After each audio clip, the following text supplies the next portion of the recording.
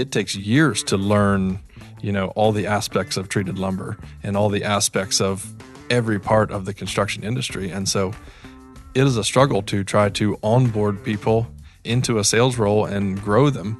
We have monthly, meetings where we have product knowledge meetings, we call them, and invite a vendor in and teach us everything you can about what you guys do, what you offer, how we can do business better together. But even still, it's difficult to try to onboard somebody, and other than trial by fire. Put that coffee down.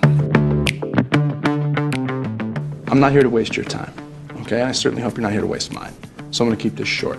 Helen, we're both in sales. Let me tell you why I suck as a salesman. The most valuable commodity I know of is information. Wouldn't you agree? Coffee's for closers only. Well, hello there, friends. Welcome back to the Behind Your Back podcast with me, Bradley Hartman, founder and CEO of the Behind Your Back Sales Company, where it's our mission to help you sell more faster at higher margins, have more fun doing it. As for this podcast, we talk about leadership, personal productivity, time management, and the craft of selling in the construction industry. I'd like to thank Capital One Trade Credit for being our presenting sponsor. If you are interested in growing sales, growing cash flow, while decreasing risk, would strongly recommend you investigate Capital One Trade Credit. Now, late last month, I was excited to partner once again with LBM Advantage to speak at one of their events. They're always very engaged, they're easy to work with, they're high energy, and it's always something that I really look forward to. Now, if you are not familiar with LBM Advantage, they're one of the country's largest and most experienced wholly member-owned buying cooperatives for the lumber and building materials industry. They give their members a huge buying advantage in the marketplace. The members benefit not only from the multi-billion-dollar purchasing power, but also from their experienced regional staff of industry experts. The LBM Advantage organization operates on core principles of service, transparency, and flexibility. So that's the organization as a whole. And I was meeting with the NextGen Leadership Conference. What is their deal? Well, they get together, these next generation owners and key leaders, they get together and talk about issues.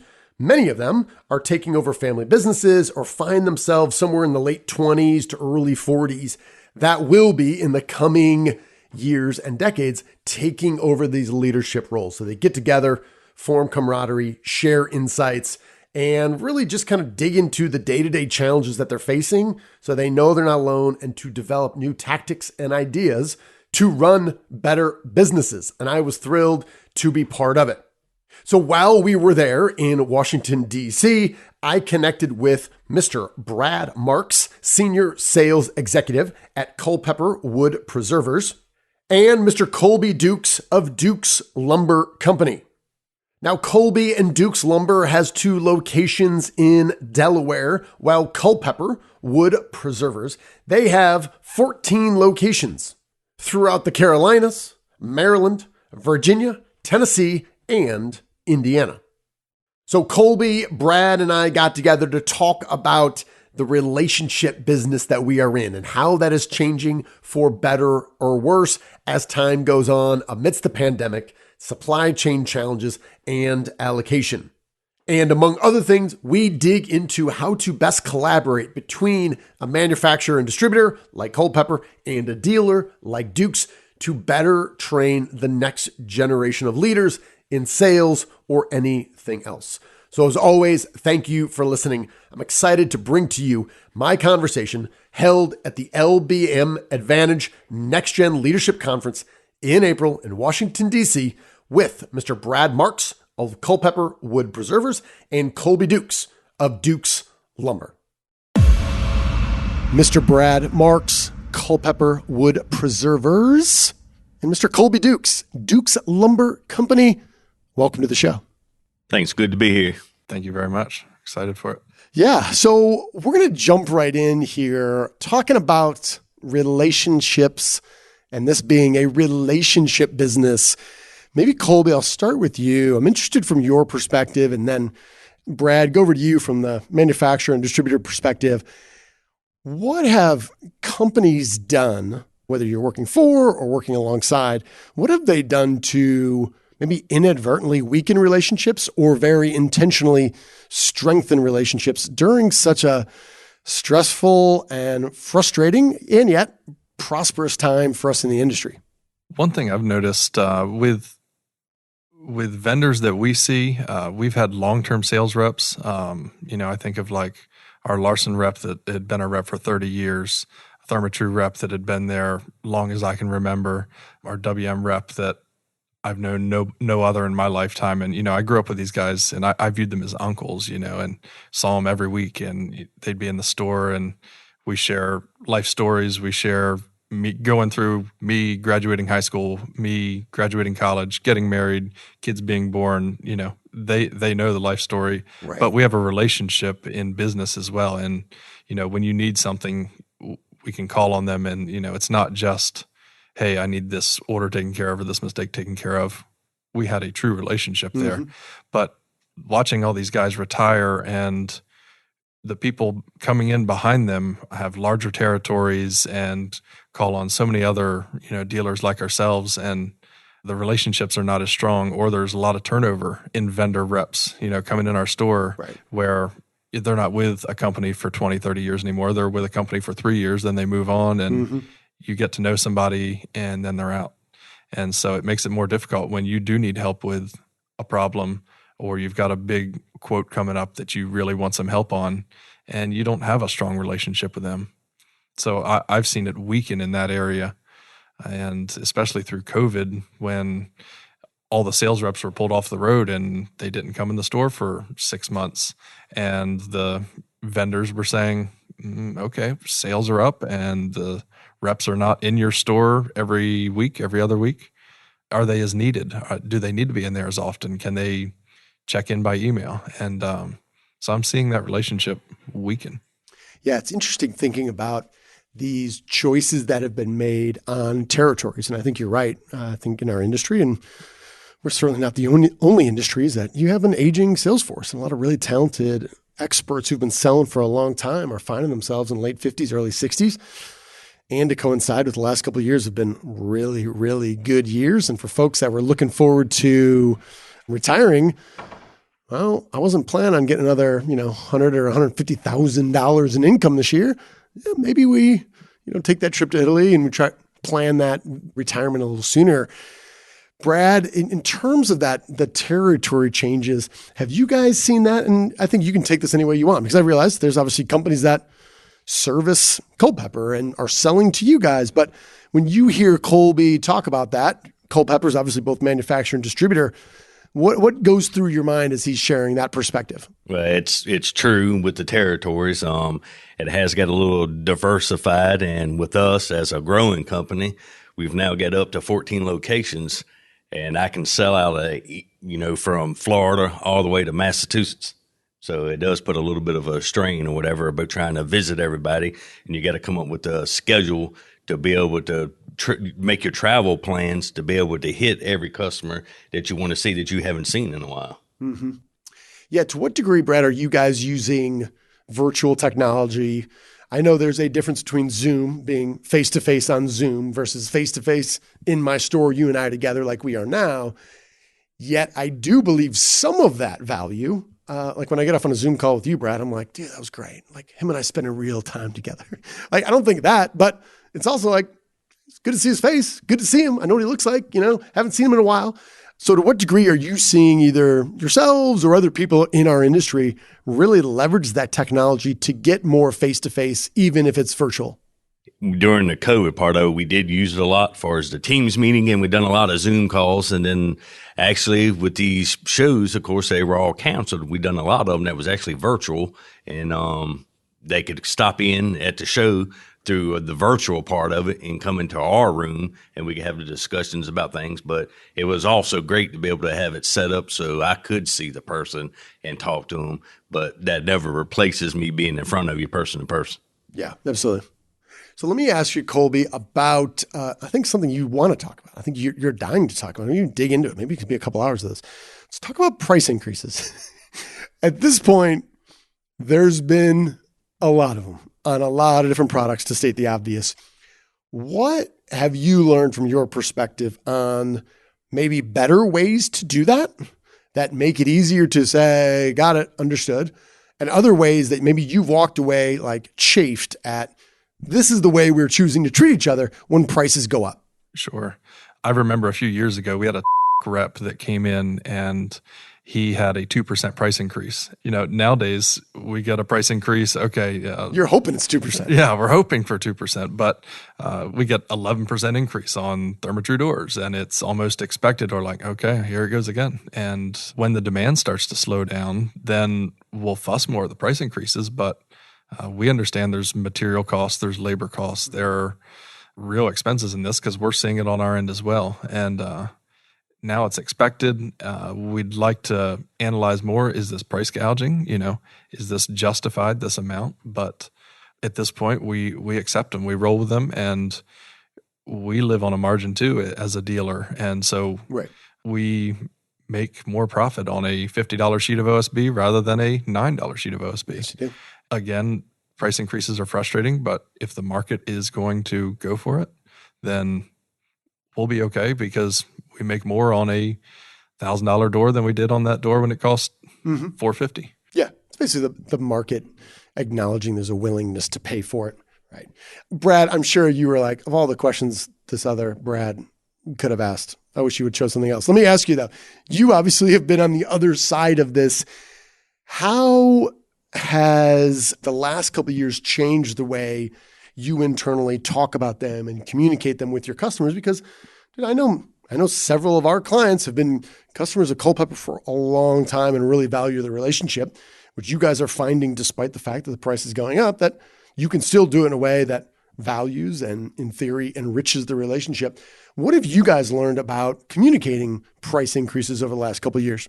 Yeah. With that said, with this pandemic we just went through, that's the key thing is communication. To be able to let the customer know when you're out of items, where you see the problems coming, the supply issues. But with all that said too, with the profits, with the increased prices, everybody is making a good profit on things. And that's across the board in the whole industry. And with the prices being up to where they're at, I don't foresee them giving all of it back, which a lot of it is got to do with the labor costs, which that's way up. Right. And then when you hire somebody new, just for an example, it's $15 an hour. The other people that's been there for years, you got to bump their pay up. So it's just an ongoing chain of getting the cost up. And of course, you have fuel prices added to that.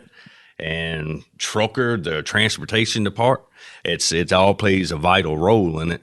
And with the lumber market, with that said, I think me speaking on my behalf, like a sawmill has got to at least make $350 to $400 a thousand just to break even. Yep. So with all that in consideration, with the wages and the fuel and all, I think now we're going to see new bottoms on the floor price as far as the lumber goes. I don't think we're ever going to see that $200 or $300 anymore.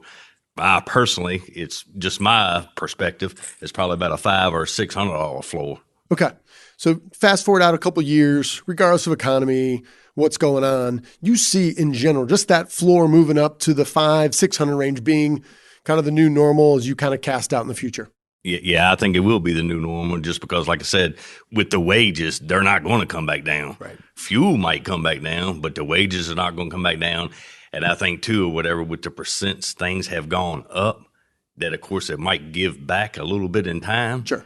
But most people's not going to give all that profit back again, because which you could say the world has got used to it about paying the higher prices. Yeah. Yeah, that's true.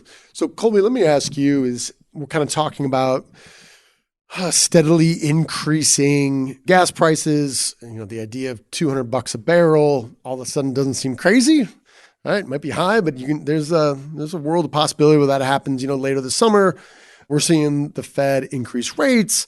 The idea that, okay, at a certain point, we are going to be in a recession. Things will slow. And obviously we're at the end of a 10, 12 year, however you want to define what started, bull run where things have been pretty good year over year.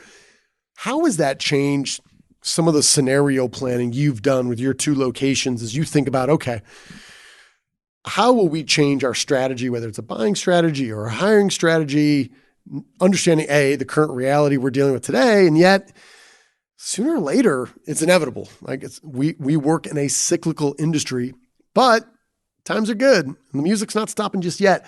So what have you guys done scenario planning either internally or externally with manufacturers, with distributors, with partners of yours who help you with your business? So one thing that's big for us is we run our business completely debt-free.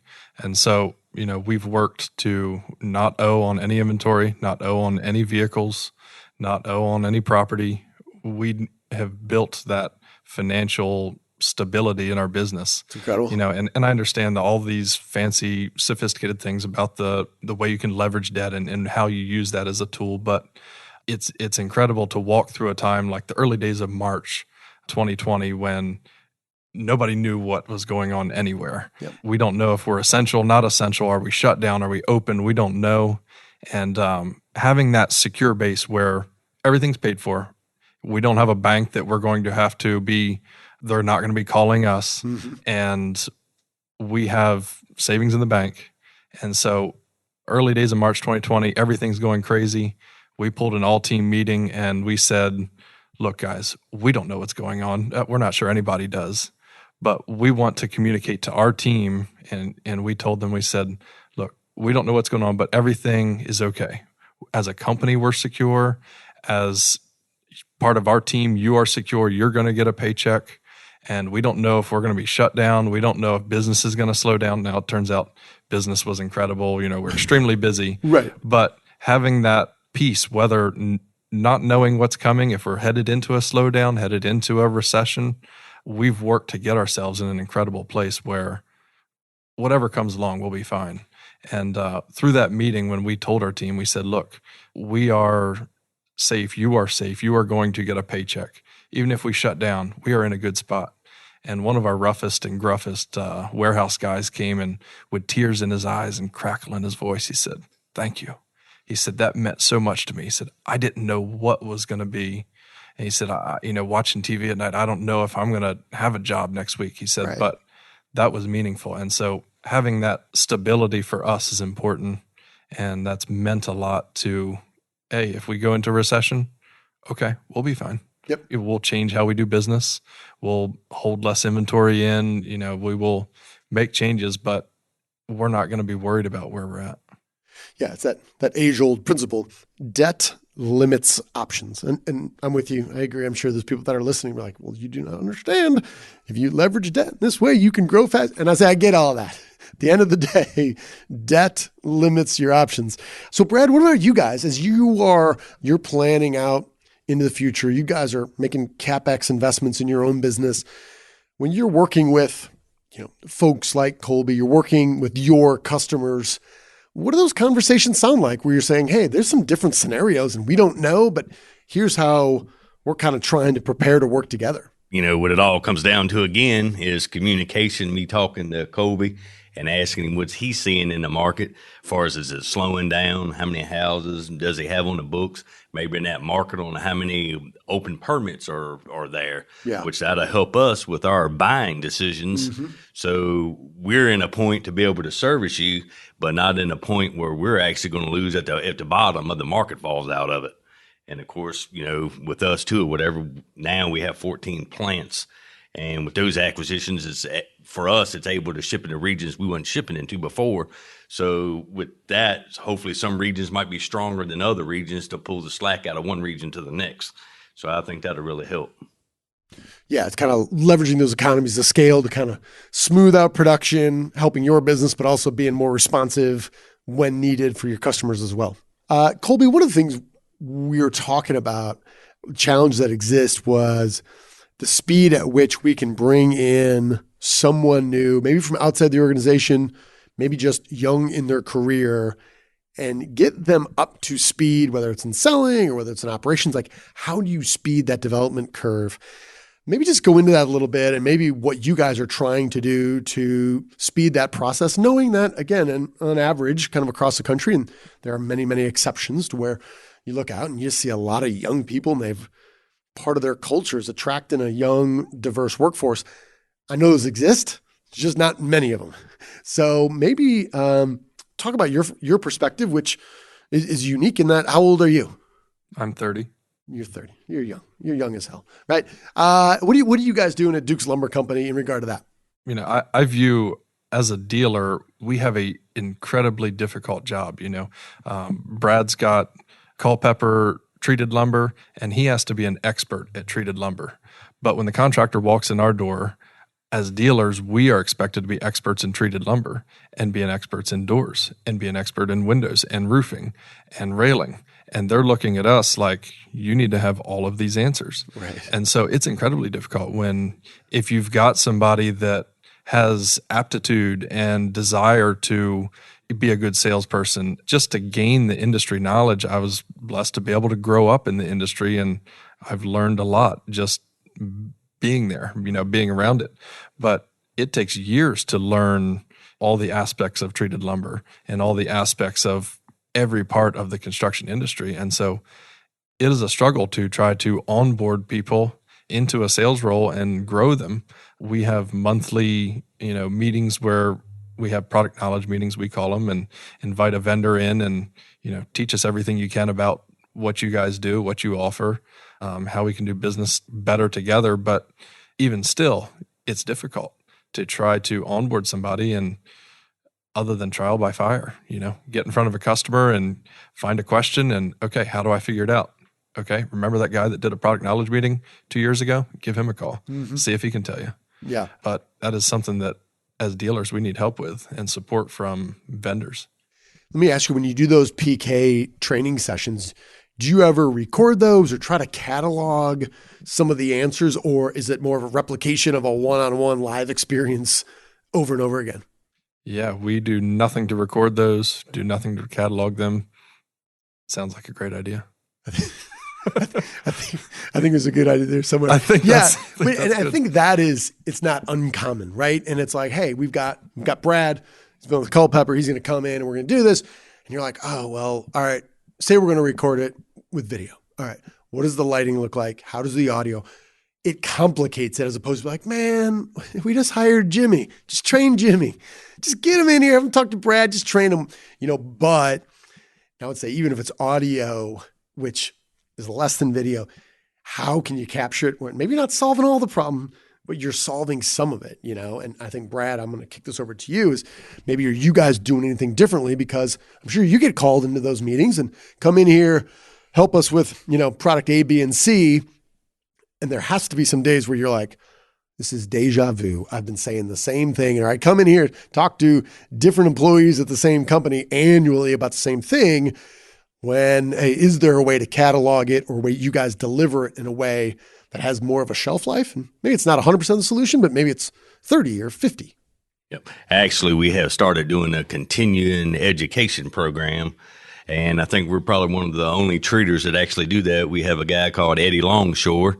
Eddie Longshore, is this like a fictional cartoon character? Or is that a real human being? Nah, that's a real human being, and he's a continuing education manager. Okay, and like if Kolby needs something as far as the treated part goes, he can set that up with ourselves, and then he would call, say, 5 other vendors like Simpson, Strong Tire, somebody, where you can actually get the ECU credits to go towards your architects. And also it'll be good for your employees to have each one of them explain it. And like for us, the different grades in the treated lumber, the end uses, which then again can go back to your customers. Even your customers can sit in on it. Well, my wheels are turning, like this idea of like masterclass, which is well produced on a single topic. You get, Venus Williams is going to coach you tennis, and Steph Curry is going to teach you how to shoot a basketball, and Tom Hanks is going to teach you how to act. But like that idea, but I think what you're talking about is you're coming with Culpeper, then you're bringing in a fastener, and then you're saying, hey, let's think of this as a system. Why? Because we build homes as a system. We build commercial projects as a system. So to bring those in, I think is really smart. Yeah, we've been doing it for a while, and then it was almost like a lunch and learn. Yeah, where each vendor will take an hour for a presentation, and then do, a break in between or whatever and do a lunch, and then the others will continue.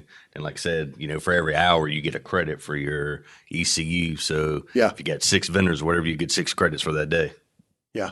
We have, separate from training our team, but at our annual Contractors Appreciation Dinner, we invite, we'll have 25 different vendors there that they can stop and talk to before and after dinner, but they have 1 or 2 minute interactions with them there. And we've started before the dinner, we'll host 3 different 30-minute classes where contractors can sit down and sit in front of Fasten Master and ask them, what is the use case for these 13 different lock products you have? Yeah. Or they can, sit down with Tyvek, and Tyvek can explain how to properly flash this door or window. And we even invited building code in last year, and no pressure. Normally you got a building inspector on your job site and you're afraid to ask them a stupid question because you don't want to get failed. But we had a Been there. Yeah. Been there many times. So we had a building code inspector come, and he gave like top 10 things to do so you'll pass your inspection, but also had Q&A time where, no pressure. You can ask anything you want. And our customers really appreciate that and enjoy having that time to learn.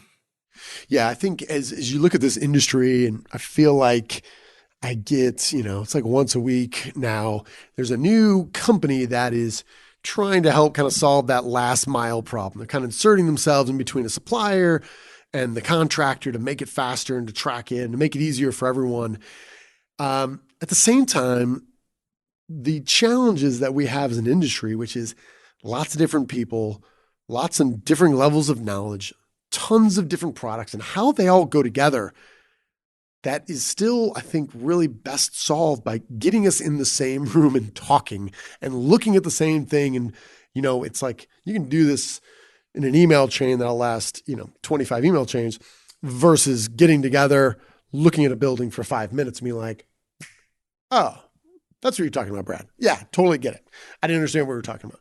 So I think what you're kind of describing there is finding different ways and venues and platforms to bring in different people, just to have more conversations that are largely aren't held or are held like one-off. On the job site, if you knew an inspector well, you could slide in a dumb question there that he wouldn't pound you for. Finding a way to make that higher visibility and share more information, I think is what we need more of. In a similar vein there, we are here, Arlington, Virginia, for the LBM Advantage NextGen Leadership Conference. Kolby, surely back at home, lots of stuff's going on. People are running around, with their hair on fire, solving problems and doing all this stuff. You're down here. You've made time to come here for this event because you're getting something out of it. Talk to me about what those benefits are. Sure. LBM Advantage NextGen really is an incredible time where you step away from the business for 2 or 3 days, get away, but get around other lumber dealers that, we find we get together, we talk around dinner that we are all having the same exact problems, but everybody has a different solution to them. And in a non-competitive way, I'm sitting there talking with somebody from, northern New Jersey that's 5 hours away, and he's got a great way to solve this problem. And, we have great speakers like yourself and others come in. Go on. But I find a lot of value in just sitting around the table and talking with other guys that similar size dealers to us, or maybe they're bigger, but they have different approaches that we would not think of. And I'm not going to sit at my desk and come up with these ideas over a Zoom call, but we can get together face to face and really encourage. NextGen isn't, the idea is for the next generation of LBM dealers to get their leaders involved. And LBM is a aging industry where, many guys are in their 50s and 60s, and we need to encourage the guys and gals coming up of how do we support each other and how do we develop a way, an environment where we can connect with each other and try to encourage the next generation. So LBM Advantage does a good job of that through the NextGen program. Yeah, I think you hit on something really important, and I experienced this personally in a coaching program that I'm in, and quarterly, just you go out, we fly, and you get out of the environment, and We always kind of talk about working in the business versus on the business. And it's a structured way to yank yourself out and say, I'm too far away. I don't know what's going on. I'm going to be back on Thursday. I trust you guys. You're going to figure it out. You know how to get a hold of me, right? But it pulls you out of that and gives you a little breathing room. And I think the multi-day is important. Like the one day I would say is better than nothing, but to have a night to sleep on it and to come back, like some of these ideas, they need to simmer a little bit. And I agree. And I think sometimes it is hard to kind of say, it's easy for the CEO or the C-suite to go, but to say, no, you're a mid-manager, you're 30, you got your role here. But the sooner we can do that, number one, your network's going to grow. You're going to have the opportunity to hear more good ideas in the future, but also it's going to allow you to kind of rejuvenate as well in a time that I just think there's a lot of folks that are getting burned out right now and kind of seeing it with different sort of health problems and a long enough timeline. We can't continue at this pace. And this is kind of a business way to do that and still get some rejuvenation. Sure. And we need to pay attention and rejuvenate the young folks in the business so that they don't leave, and if you've got a young guy or a young gal that's in the business and they don't feel supported, they don't feel like they have a network of other people to reach out to, or they don't, just feel engaged in their business, they'll leave, they'll go find something else. Mm-hmm. And so we want to encourage that within LBM Advantage NextGen. Yeah. Absolutely. So Brad, you were kind of here as a sponsor and a supporter. Obviously you have clients that are very active in LBM Advantage. After spending the day here, what was one of your biggest takeaways? About everybody coming together, and like Kolby was saying about bouncing the ideas from one to another on different aspects of the company, on the way they would handle something versus the way they did. And I think it's actually beneficial to both of them to bounce those ideas off one another. Yeah, for sure. All right, last question. This can be a book, it can be a podcast. I'm always looking to consume different information. Kolby, I'll start with you. Any new podcasts you're listening to or any book that you've come across recently that you would recommend to a friend? Business book that really got me fired up was Entree Leadership, Dave Ramsey, and just following some best practices. And that really just opened my eyes to some different ways that we can go about things, and has really been great for us. So I'm a little slow here. Must have been really slow because I've been listening to the Entree Leadership podcast for years. I didn't know there was a book. Yeah. So, is that where it started? So the book started it all. It did, and, okay. There's Entree Leadership 1-day classes. There's 7-day master classes. Okay. But the book is the original game plan. It is the OG game plan right there. Yeah. All right, I'll check it out because I think that they've done a really nice job for a long time.